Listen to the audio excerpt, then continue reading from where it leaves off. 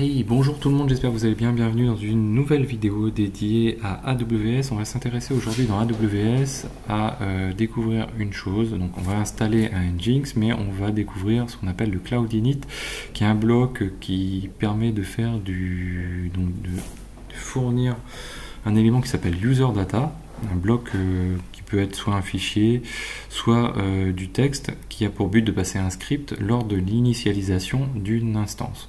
Nous, dans cette initialisation de l'instance, on va démarrer un Nginx et le CT, le configurer comme on le souhaite. Alors, on ne va pas faire grand-chose. Vous voyez que moi, ce que je vous propose, c'est qu'on l'installe et dedans, on va y injecter une data à la place de la home page par défaut. Et cette data, en fait, on va aller la chercher sur l'IP. Donc, quand on est sur une instance, alors on va se connecter dessus. Donc, j'ai déjà lancé une instance pour gagner un petit peu de temps. Donc, on va se connecter dessus de cette manière-ci. Me voici dessus. Donc, j'ai déjà installé aussi le Nginx. Donc, si je fais sudo yum install-y Nginx. Donc là, il est déjà installé, super. Donc si je fais un curl de l'IP, donc de http 169.168.169.169.254. Donc si je fais ça, j'ai accès à une IP uniquement à partir du moment où je suis sur l'instance. Je dois être sur le terminal de l'instance. Et vous voyez que j'ai des éléments qui répertorient les métadatas. Moi, en l'occurrence, je veux les métadatas, les latest. Donc, si je fais un slash latest, donc les slash metadata, hop, et dedans, je peux récupérer notamment slash le hostname. Vous voyez, ça me permet de récupérer le hostname. Donc moi, ce que je veux faire, c'est que je vais aller modifier la home. Donc pour ça, je vais faire un sudo de t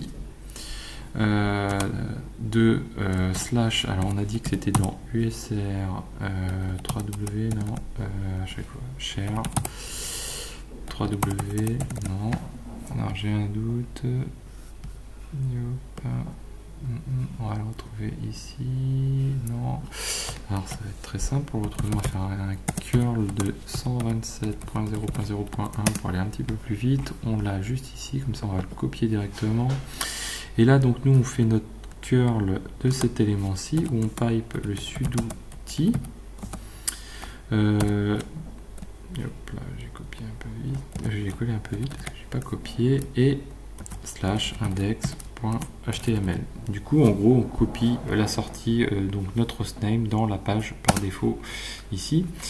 Donc désormais, quand c'est comme ça, si je fais un curl, vous voyez, ça me répond juste l'IP de la machine, quoi, l'IP, son adresse, son URL, pardon.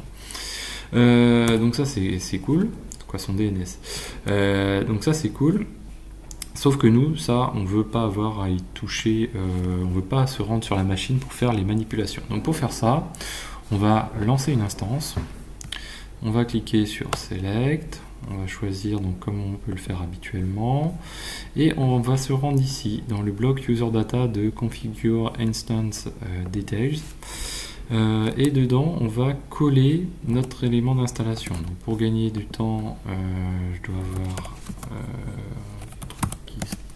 ici, voilà, on va faire copier-coller, ça va un petit peu plus vite, ça évite aussi les coquilles de frappe. Donc là, je vais l'ajouter, donc je passe à l'étape suivante, j'ajoute cet élément là, je passe également ici. Ici, on va choisir un groupe qui existe déjà, normalement ceux-là sont fonctionnels, voilà, donc il nous propose du 80, le security group, donc c'est parfait. Et puis je vais lancer mon instance. Donc ici, je veux bien rajouter ma clé privée dessus, il n'y a pas de souci, et on revient ici. Donc on va attendre que cette instance se lance.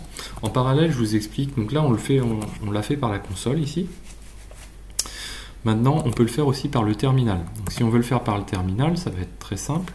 Donc plutôt que d'être sur l'instance, on va utiliser notre console AWS pour lancer une instance classiquement. On va éditer un fichier localement. Donc moi j'ai déjà un fichier qui se nomme init ici, dans lequel j'ai coller le bash qu'on a utilisé tout à l'heure déjà. Donc là on est dans les deux phases, hein. Alors, moi, je fais les choses un petit peu en parallèle, mais donc là on va le faire par la console. Ici on est en train de faire exactement la même chose, mais par la ligne de commande. Donc pour le faire par la ligne de commande, on va utiliser, ici je vais recopier, donc j'ai tout d'abord créé un fichier init.txt, il peut se nommer comme vous le souhaitez. Dedans, j'ai ajouté les lignes de commande que je souhaite passer à mon initialisation. Ensuite, j'utilise la même ligne de commande que ce qu'on avait fait lors de la précédente vidéo pour lancer une instance à partir de AWS CLI. Les éléments ne changent pas, puisqu'en fait, j'ai la même clé, j'ai la même ID d'image que j'utilise le même security group, alors pas tout à fait, en fait j'utilise le security group qu'on vient de voir tout de suite, qui a le port 80 en écoute, il faut bien l'ajouter. Par contre, le même subnet ID, la même instance, et derrière, je dis que j'utilise user data, et là je dis que c'est de type file, / et init.txt. Je lance. Là, il me répond comme quoi il a bien lancé l'instance.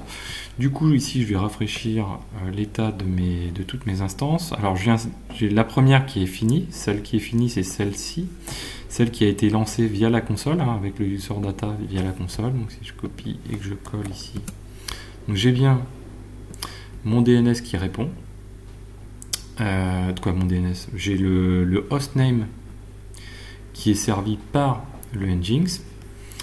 Et à côté, donc j'ai fait la même chose, donc là je suis en pending pour l'instant, donc il est en train de lancer la machine, de jouer le cloud init, et donc c'est la machine qu'on a lancée, donc cette deuxième machine, mais celle-ci on l'a fait via la CLI, et donc on joue le script qui a été placé dans l'init ici. J'aurais pu créer une petite variation pour différencier les deux, et on va voir qu'on va avoir le même résultat. On va attendre quelques secondes encore.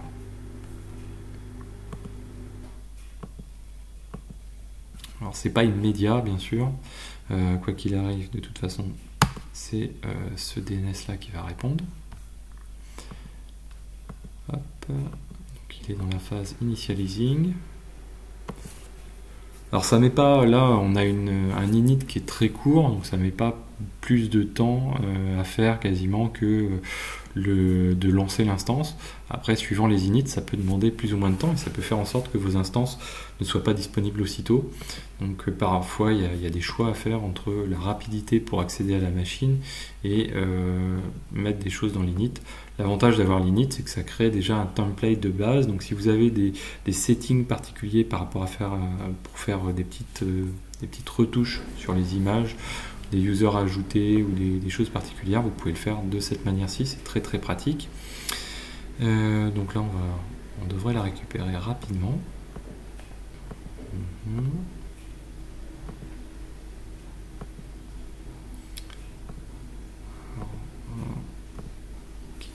peut essayer déjà, donc je vais fermer celle que j'avais avant. Et voilà, vous voyez que ça répond. Je ne sais pas si lui considère qu'il a terminé. Vous voyez qu'il considère qu'il n'a pas terminé le taf, mais pour autant, ça répond déjà. Donc ça c'est nickel.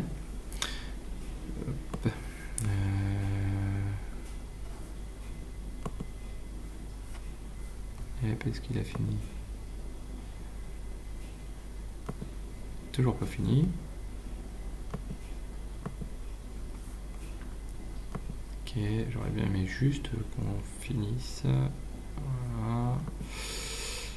Bon, donc c'est vraiment un petit peu aléatoire, hein, le temps que ça peut mettre. C'est jamais des durées très importantes. Mais vous voyez que bon, là pour l'instant il n'est toujours pas fini. Ok, bon. Donc il retourne déjà la réponse. Ça c'est cool.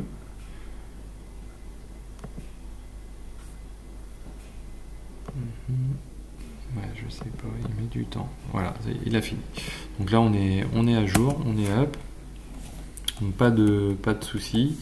Donc voilà, donc très important. Donc vous voyez qu'on a installé un Nginx de manière automatisée, donc ça c'est cool. Le DNS.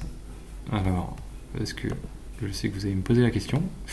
Ici, on retrouve ici le DNS externe, donc c'est forcément celui qu'on utilise venant de l'extérieur. Hein. Ma machine est à l'extérieur de AWS, de mon VPC. Par contre, vous voyez que le DNS qui répond ici, hein, c'est du internal, donc c'est du DNS interne, hein, donc c'est pour ça qu'on n'a pas non plus la même IP, hein, c'est l'IP interne, l'IP de mon VPC, hein, d'ailleurs vous allez retrouver le même range, et on peut la retrouver à cet endroit-ci. Voilà. Voilà, donc j'espère que cette vidéo vous a plu. On a eu un petit peu de temps d'attente, je suis désolé. N'hésitez pas à la partager, à mettre des pouces bleus, à commenter, et n'oubliez pas le Tipeee. Je vous dis à très bientôt sur Xavki.